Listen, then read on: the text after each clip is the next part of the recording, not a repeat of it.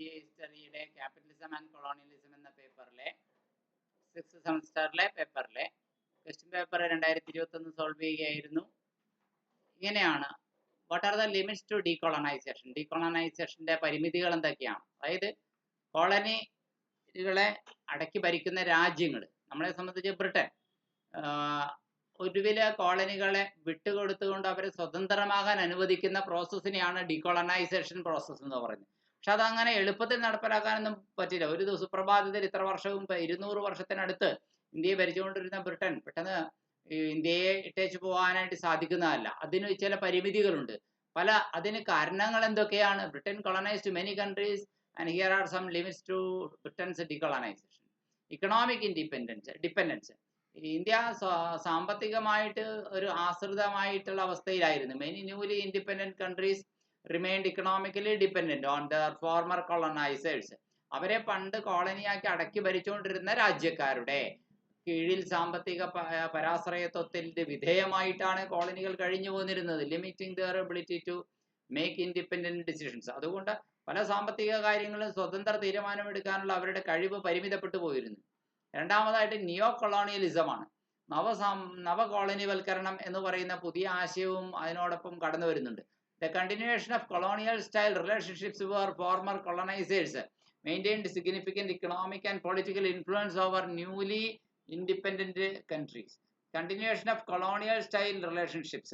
Colonial ശൈലിയിലുള്ള ബന്ധങ്ങൾ തുടർന്നു വന്നത് were former colonizers maintained significant economic and political influence. മുൻകാല കൊളോണൈസേഴ്സ് ഗണ്യമായ സാമ്പത്തിക രാഷ്ട്രീയ സ്വാധീനം പുതുതായി സ്വാതന്ത്ര്യം പ്രാപിച്ച രാജ്യങ്ങളുടെ മേലെ ചെലുത്തിപ്പോന്നു. ഇത് ഒരു പുതിയ കോളനിവൽക്കരണം, നവകോളനിവൽക്കരണത്തിന് സമാനമാണ് എന്നൊക്കെ പറയാറ്. പിന്നെ കോൾഡ് വാർ രാഷ്ട്രീയമാണ്. സ്വാതന്ത്ര്യം ലഭിച്ച രാജ്യങ്ങൾ, ഇന്ത്യക്കൊക്കെ സ്വാതന്ത്ര്യം കിട്ടുമ്പോൾ ഏതാണ്ട് സെക്കൻഡ് വേൾഡ് വാർ കഴിയുകയാണ്. അതിനുശേഷം USSR എന്നിങ്ങനെ ലോകത്തിൽ 2 ശക്തികൾ ഉണ്ടാവുകയാണ്. എവിടെ ചേരണം, ഏത് അലൈൻമെന്റിലേക്ക് മാറണമെന്ന ചോദ്യം സ്വതന്ത്ര ന്യൂലി ഇൻഡിപെൻഡന്റ് കൺട്രീസ് ഫേസ് ചെയ്യേണ്ടി വരും എന്നുള്ളത്. ഇന്റർനാഷണൽ കോൺഫ്ലിക്ട്സ് ആണ്. അന്താരാഷ്ട്ര സംഘർഷങ്ങൾ ഉണ്ടാവുമ്പോൾ many newly independent countries faced international conflicts such as ethnic or religious tensions. വംശീയമായ കലാപങ്ങൾ, മതപരമായ സംഘടനകൾ ഒക്കെ ഇന്ത്യ അടക്കമുള്ള രാജ്യങ്ങളുണ്ടായി. Which limited their ability to consolidate power and achieve through independence. അതായത് അധികാരം കൺസോളിഡേറ്റ് ചെയ്യാനും യഥാർത്ഥ സ്വാതന്ത്ര്യം അനുഭവിക്കാനും അവരെ തടസ്സപ്പെടുത്തിയ ഘടകങ്ങളും കൂടിയാണിത്. Lack of institutional capacity. സ്ഥാപനപരമായ സംവിധാനക്രമത്തിന്റെ പോരായ്മയുണ്ടായി. കാരണം newly independent countries often lacked the institutional capacity to govern effectively. ഫലപ്രദമായി അവരെ തന്നെ ഭരിക്കാനായിട്ട് ആ നാട്ടുകാർക്ക് സ്ഥാപനങ്ങൾ ഉണ്ടായിരുന്നില്ല. Leading to challenging in providing basic services and maintaining stability. അടിസ്ഥാന സൗകര്യങ്ങൾ ഒക്കെ പൊതുജനങ്ങൾക്ക് നൽകണം, അതുപോലെ തന്നെ സ്റ്റെബിലിറ്റി മെയിൻറ്റെയിൻ ചെയ്യണം. ഇത്തരത്തിലുള്ള കാര്യങ്ങളിൽ വലിയ വെല്ലുവിളികൾ പുതിയ സ്വാതന്ത്ര്യം നേടിയ രാഷ്ട്രങ്ങൾക്ക് ഉണ്ടായി. എക്സ്റ്റേണൽ ഡെറ്റ്, ബാഹ്യ കടങ്ങളാണ് അടുത്ത പ്രശ്നം. Many newly independent countries inherited significant external debt from there colonial past. അവരുടെ കൊളോണിയൽ ഭൂതകാലത്തിന്റെ ഫലമായിട്ട് ബാഹ്യ ലോകത്ത് ഒരുപാട് കടബാധ്യതകൾ ആണ് അവർക്ക് പരമ്പരാഗത അവകാശമായി ലഭിച്ചത്. Limiting their ability to invest in development. വികസനത്തിന് വേണ്ടി പുതിയ പണനിക്ഷേപങ്ങൾ നടത്താനായിട്ട് പറ്റാതെ പോയി. And reduce poverty.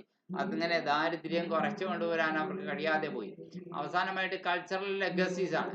The cultural legacies of കൊളോണിയലിസത്തിന്റെ സാംസ്കാരികപരമായിട്ടുള്ള ലെഗസികൾ സച്ച് ആസ് ലാംഗ്വേജ്, ഭാഷ, എഡ്യൂക്കേഷൻ, വിദ്യാഭ്യാസം ആൻഡ് കൾച്ചറൽ നോംസ്. സാംസ്കാരികപരമായ ശീലങ്ങളും ചിട്ടകളും continued to influence newly independent countries. പുതുതായി സ്വാതന്ത്ര്യം പ്രാപിച്ച രാജ്യങ്ങളിൽ തുടർന്നു പോകുന്നു എന്നുള്ളതാണ്. അവയെ സ്വാധീനിച്ചുകൊണ്ടേയിരുന്നു. Often limiting their ability to develop as a distinct national identity. ഒരു തനത് ദേശീയ അസ്തിത്വമായി വളരാന്നതിന് ഈ മുൻ ഭൂതകാലത്തിലെ കോളനി രാഷ്ട്രത്തിന്റെ ഛായകള് അവരനുവദിച്ചില്ല. 8ാമത്തെ പോയിന്റ് ബൗണ്ടറി ഡിസ്പ്യൂട്ട്സ് ആണ്. അതിർത്തി തർക്കങ്ങളാണ്. നമുക്കറിയാം, ഇന്ത്യയും പാകിസ്ഥാനും ഒക്കെ ആയിട്ടാണെങ്കിലും നമുക്ക് പിന്നീട് തുടർന്നങ്ങോട്ട് അതിർത്തി തർക്കങ്ങളുണ്ടായി. Many newly independent countries faced boundary disputes with neighbouring countries often a legacy of colonial era border drawing. Colony കാലഘട്ടത്തിലെ അതിർത്തി വരച്ചതിന്റെ കുഴപ്പമാണ് അതിലെ തർക്കങ്ങൾക്ക് കാരണമാവുന്നത്. നാച്ചുറൽ റിസോഴ്സ് എക്സ്ട്രാക്ഷൻ ആണ് അടുത്തത്. പ്രകൃതി വിഭവങ്ങളുടെ ചൂഷണം. Exploitation of natural resources by foreign companies. വിദേശ കമ്പനികളെ പ്രകൃതി വിഭവങ്ങളെ ചൂഷണം ചെയ്യുക എന്ന് പറയുന്നത് often with the collusion of local entities, പ്രത്യേകിച്ചും പ്രാദേശികമായ എൻറ്റിറ്റീസിന്റെ ഓടുള്ള സംഘർഷം. Limited the ability of newly independent countries, പുതുതായി സ്വാതന്ത്ര്യം പ്രാപിച്ച രാജ്യങ്ങളുടെ കഴിവിനെ അത് പരിമിതപ്പെടുത്തി. To control their own resources, അവരുടെ സ്വന്തം വിഭവങ്ങളെ തന്നെ നിയന്ത്രിക്കുന്നതില്ല. International institutions, the dominance of international institutions as IMF and World Bank, അന്താരാഷ്ട്ര സംഘടനകളായിട്ടുള്ള IMF, ഇന്റർനാഷണൽ മോണിറ്ററി ഫണ്ടിനെയാണ് IMF എന്ന് പറയുന്നത്, വേൾഡ് ബാങ്ക്, ലോകബാങ്ക് തുടങ്ങിയ അന്താരാഷ്ട്ര സംഘടനകളുടെ ആധിപത്യം, ഡോമിനൻസ് അന്താരാഷ്ട്ര രംഗത്തുണ്ടായി. ബൈ വെസ്റ്റേൺ പവേഴ്സ്, ഇതൊക്കെ കൈയടക്കി വെച്ചിരിക്കുന്ന പാശ്ചാത്യ ശക്തികളാണ്. These things limited the ability of newly independent countries, പുതുതായി സ്വാതന്ത്ര്യം പ്രാപിച്ച രാജ്യത്തിന് മുൻപിൽ തടസ്സങ്ങളായിരുന്നു. To pursue independent economic policy, സ്വതന്ത്രമായ സാമ്പത്തിക നയങ്ങൾ പിന്തുടരുന്നതിന് തടസ്സങ്ങളായി ഭവിച്ചു.